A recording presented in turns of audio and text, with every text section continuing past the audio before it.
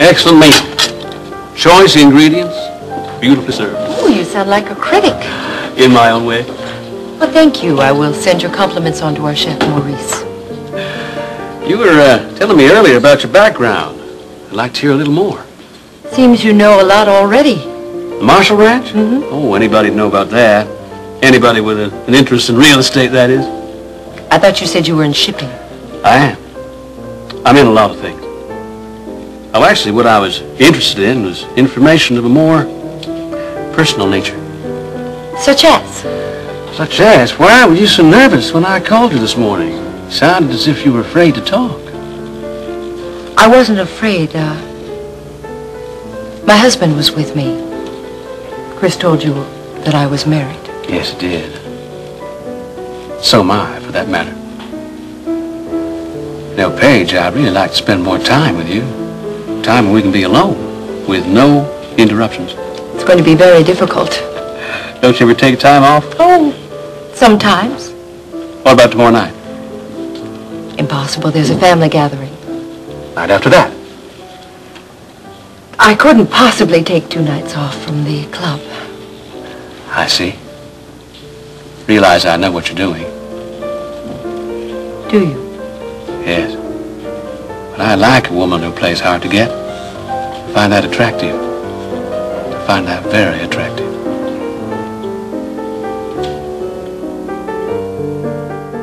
Stall in the kitchen until you dust it.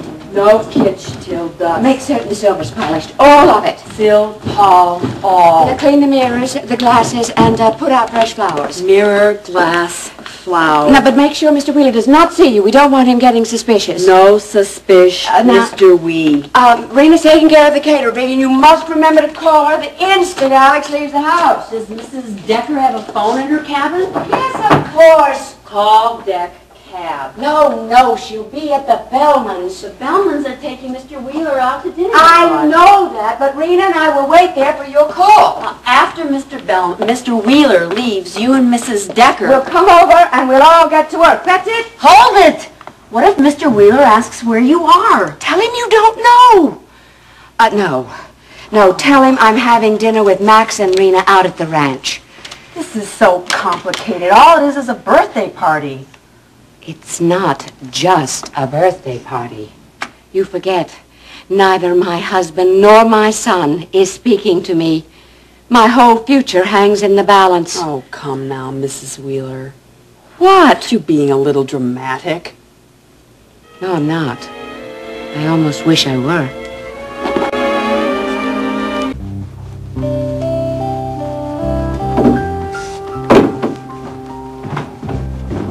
Oh, Mr. Wheeler. You don't have to stop on my account. You might stop on your account, though. We've been cleaning like crazy all day. Well, dust is tricky. You gotta sneak up on it. Can I fix you some lunch? No, thanks, Vivian. I think I'll go over to the club and play a couple rounds of golf. I'll get something there. Oh, that sounds fun. You're not going alone. No, with some friends. Some thoughtful friends who might remember it's my birthday. Oh, really? Well, happy birthday, Mr. Wheeler. Let's see. If you've got a minute, I know 15 different verses to Happy Birthday. That sounds like a record. No, thanks. Maybe later. Where's Iris? Out running errands. Do you know if she had any plans for tonight? As a matter of fact, she said she was going to have dinner with Mr. and Mrs. Decker at the ranch. Oh, fine. And how about our birthday boy? Do you have plans, Mr. Wheeler? I suppose I'll have dinner with the Bellmans. Stryker says he wants to discuss business. Oh, that'll be nice. Won't it?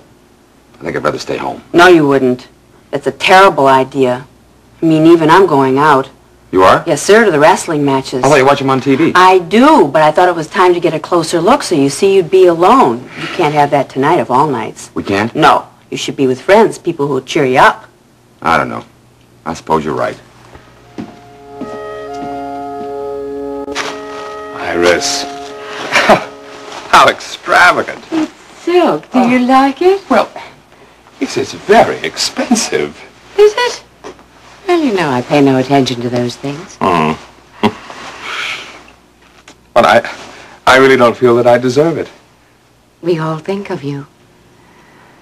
But if I'd known I was going to get so many gifts, I'd have had someone commit me sooner. Sorry. It's the milieu. I can't escape the sort of Well, it isn't gallows humor. Or is it? You've had other gifts? Oh, daily. Dennis and Victoria Bellman have provided me piecemeal with quite a library. So I see. Oh, that's just the half of it. I've given half away to the nurses. That was nice of you. Well, self-preservation. It's crowding me out. It is a bit cramped in here, but you're comfortable? Well, comfort isn't the priority here. And then again, I may be redecorating. Paige said something yesterday about bringing plants to brighten up the room. Oh, you've seen Paige then? Yes, she came by with Dennis. And how is Dennis these days? Fine.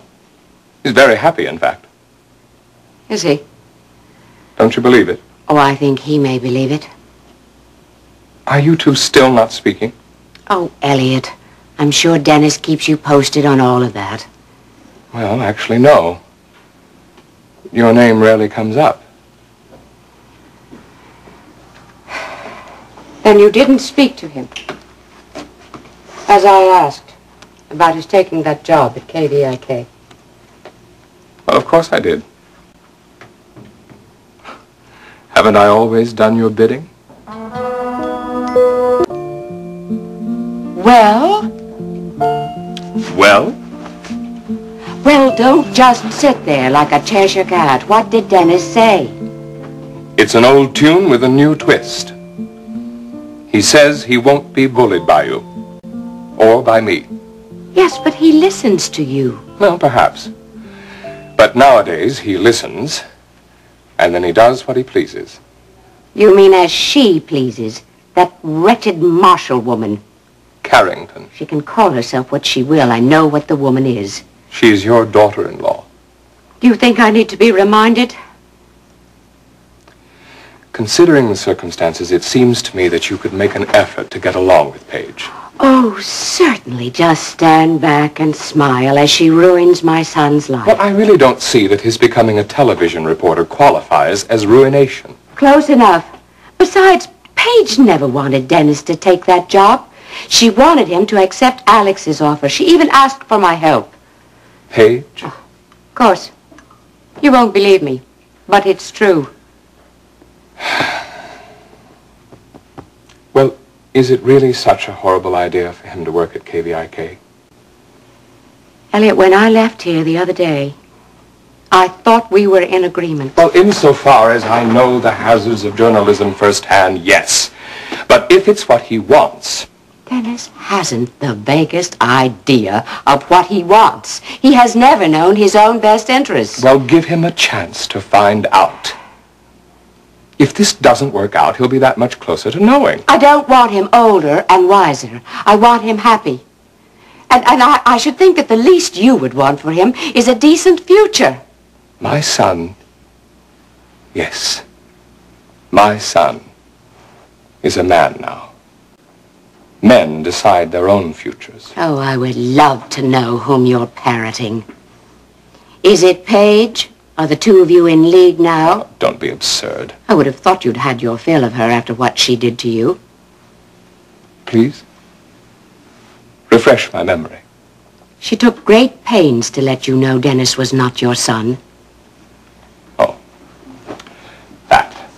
Typically vindictive of her, I might add. Oh, I don't know. After talking with her yesterday, I think maybe she's changed. Cobras never lose their fangs. Elliot, you are a fool if you are taken in by that schemer. I don't think so. Dennis loves her. They'll be very good for each other. Oh. It's true. I've seen it. I came here today hoping you would help me mend the breach between Dennis and me.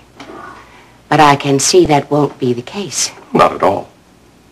Dennis is very close to coming around where you're concerned. On his own. I'm afraid that's wishful thinking. I'm having a party tonight, and as far as I know, Dennis is refusing to attend. Well, I don't know anything about that. But I do know my son. As I said, I thought you would help me. Obviously, I was mistaken.